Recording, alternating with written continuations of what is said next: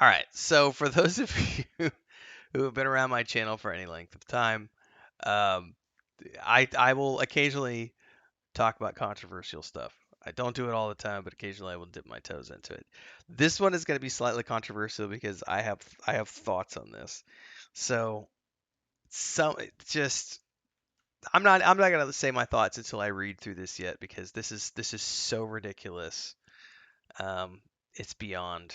So I've been very blessed over the years to mostly only ever DM campaigns with friends or family. So people that I know personally, and so it's very rare that I've ever had a situation where people come to the table that I don't know or that I don't have some sort of a personal connection with. Now, the way this plays out, apparently this individual who was invited to this table did have some personal connections, but apparently not that great of connections because they still had some issues with some stuff that went down. So let's just read through this because this is one of the most bizarre and ridiculous things I've ever heard. And I have so many thoughts about this. So let's just walk through this. Um, it says here, and I'm gonna read this person's commentary here. It says, as the dungeon master of the longstanding D&D campaign, this person isn't sure how to respond after receiving a startling request from a brand new player. Using a throwaway count, Emotional Macaroon 169 wrote to the D&D subreddit asking for advice. And I haven't gone to the subreddit yet because this is more than enough for me to talk about. I don't need the whole subreddit thing. It says the internet doesn't always provide the nuance needed in these scenarios, but people in the comments seemingly understood both sides of the issue. I don't see any nuance here. It's very straightforward that we are dealing with a snowflake, and there is no nuance when you're dealing with snowflakes. Snowflakes are they're gonna be snowflakes no matter what. It says in this case, is the vegan player wrong for demanding a universe that suits their needs at the expense of the other player? The OP was entirely unsure what to do. Many commenters suggested the OP tell the new player that she isn't the right fit for the campaign, which is what I would have done, saying that they would be much more comfortable in a group that aligns with her values. But even then, others noted that the whole purpose of the game involves imaginary violence, so how does that score with her vegan beliefs? It's quite the conundrum. So it says here, let's hope the OP updates this. I hope they can find the vegan D&D player a new campaign to try while also salvaging their years-long campaign with their friends. Um, so we get into this thing where um, here's this person saying, the vegan player messaged me telling me it was wrong and cruel to do that to a pig, even if it's fictional. It says DMing homebrew vegan player demands a cruelty-free world and need advice. It says, hi all, a throwaway account here as my players all know my main and rather than not know about this conflict since I've chatted to them individually and they've not been the nicest to each other in response to this.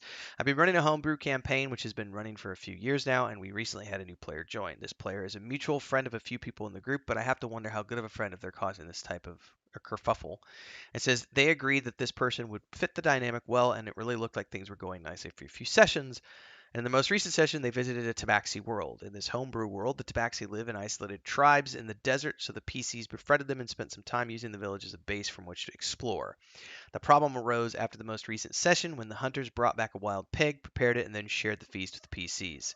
Player characters. One of the player characters is a chef by background and enjoys role play around food, so described his enjoyment of the feast in quite a bit of detail. The vegan player then messaged me after the session telling me it was wrong and cruel to do that to a pig, even if it's fictional, and that she was feeling uncomfortable with both the chef player's RP. Quite a lot of it had been him trying new foods, often non-vegan, as the setting is a low-trust type fantasy, and also several of my descriptions of things up to now, like saying that a tavern served a meat stew or describing the bad state of a neglected dog that the party later rescued. She went on to say that she deals with so much of this cruelty on a daily basis that she doesn't want it in her fantasy escape game. Since it's my world and I can do anything I want with it, she said it should be no problem to make it cruelty free and that if I don't, I'm the one being cruel and against vegan values.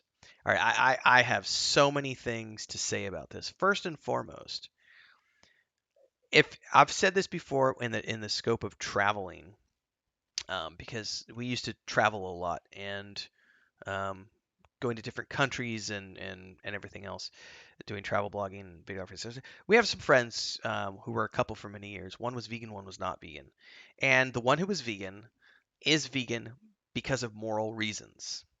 And she went to Mongolia on a big trip and was there for like 3 months.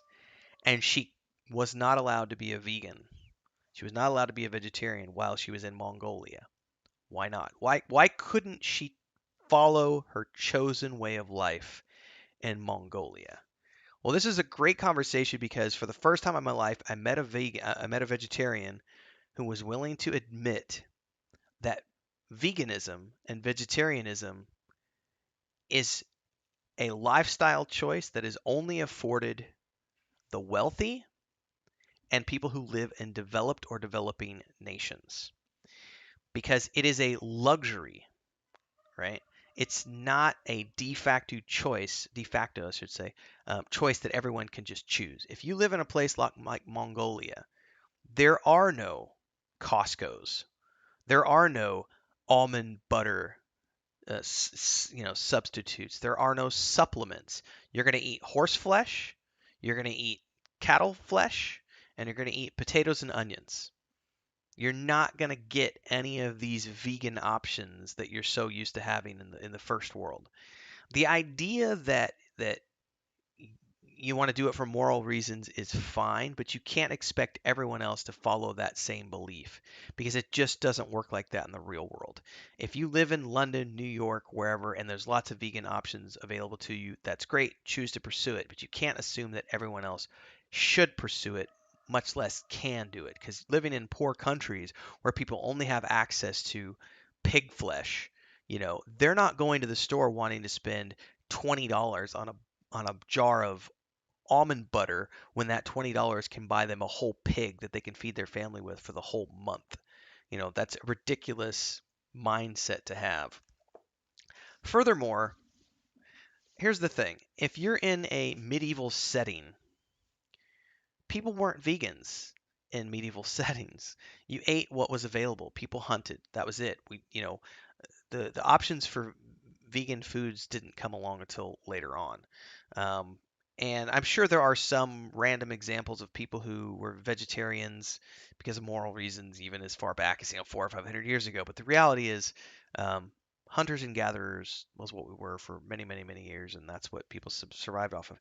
The other fallacy to this vegans argument, and this is a big one that I always come up against anytime I talk to a vegetarian or a vegan. If you want to do that, that's your choice. But here's the reality: if you've if you have no information about the farming of cultivation of commercial wheat or soybeans or you know your almond trees and so on and so forth, when a farmer goes in to till the land to create your field of soybeans, they're killing everything in that field that might attack the soybean, that plant.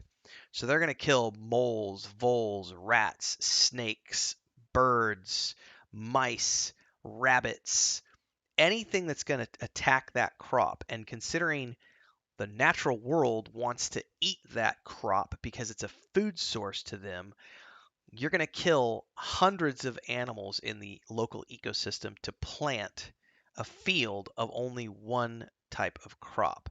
Not to mention you have to use insecticide, which kills off the insects, which in turn feeds birds and snakes and bats and rats and so on and so forth.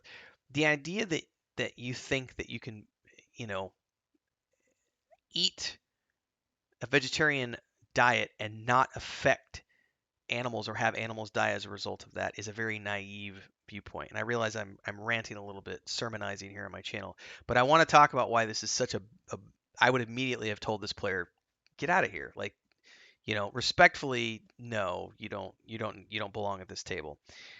Because the other part of this, and the reason I'm being very defensive about this, is because the vegan player came to the DM and said, this is the thing that blows my mind. If I don't make my world cruelty free, I'm being cruel and against vegan values. Get out of here. Get out of here. The world doesn't work like that, you little precious snowflake. Like, it's, oh man, no. So that's the other thing here. It's a fantasy medieval world. People ate meat, people hunted. Hunting was a thing, big feasts at the king's palace. You're talking a full boar, you're talking huge hunks of venison and full deer dressed out and, you know, chickens and cruelty free. That's the part that drives me nuts is when people say cruelty free because they're not willing to accept that their vegan lifestyle kills off hundreds of animals in the local ecosystem every time we plant a field full of soybeans and only soybeans.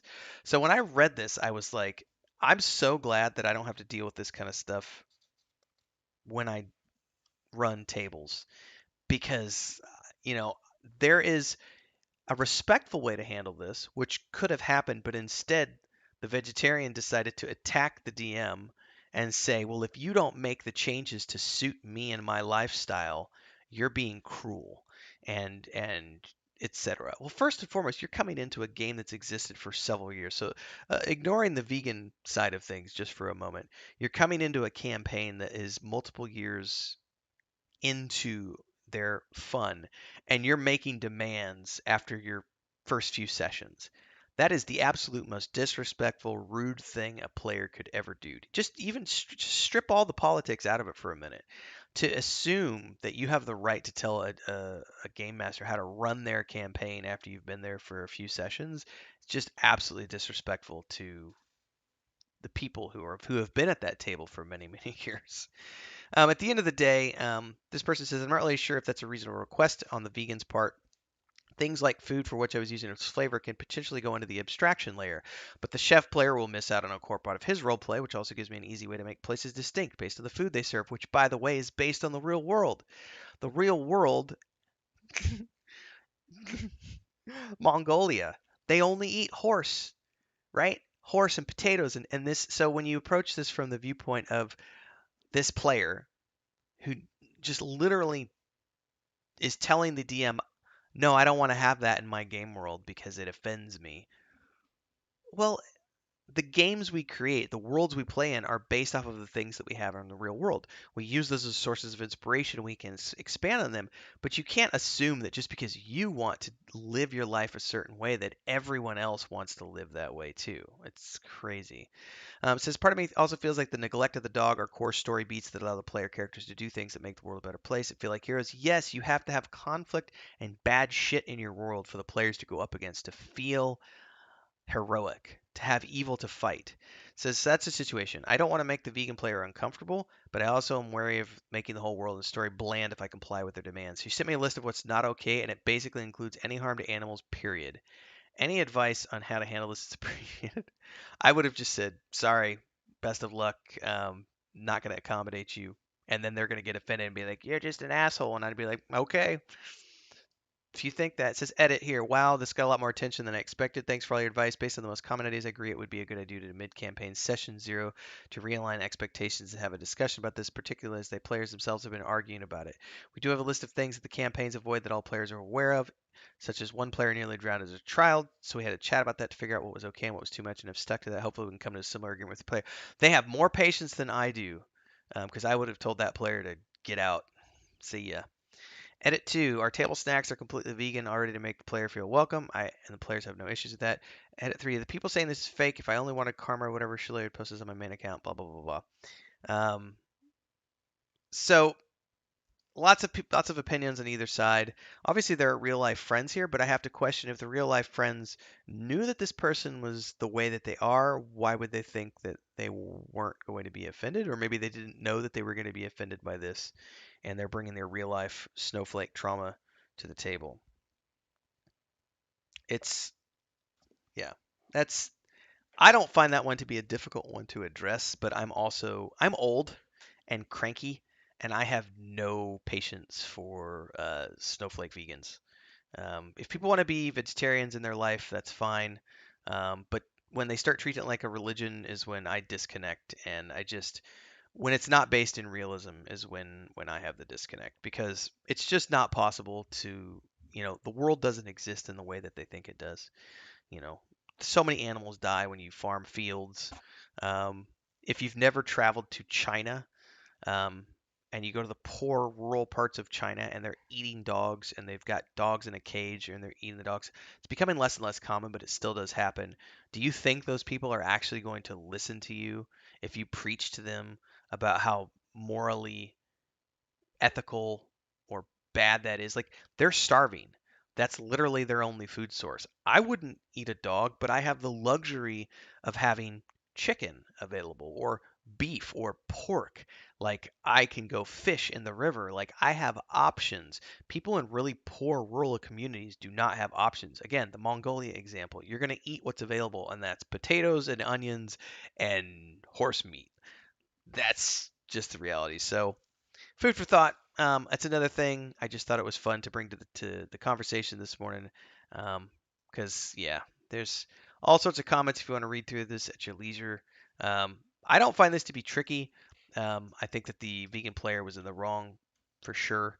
And that's sort of it for me.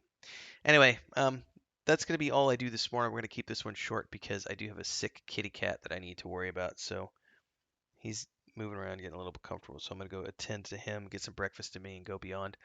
So for those of you who tuned into the live stream today, thanks so much for being here. We do this every Sunday morning at 8 a.m. Central Time here on YouTube. This week in TTRPG, and then we spin these out into episodes for the week. So for those of you who follow on episodic format, thanks so much for being here for these episodes as well. Like, subscribe, and hit that bell icon if you haven't already done so. And support in all the ways you can down there. Live streams, super chats, you can do stickers, and then uploads, you can do super thanks. There's a Patreon page for our tabletop stuff. And I'll see everybody next week for the next stream or in the next video for those of you who are following along in the video format.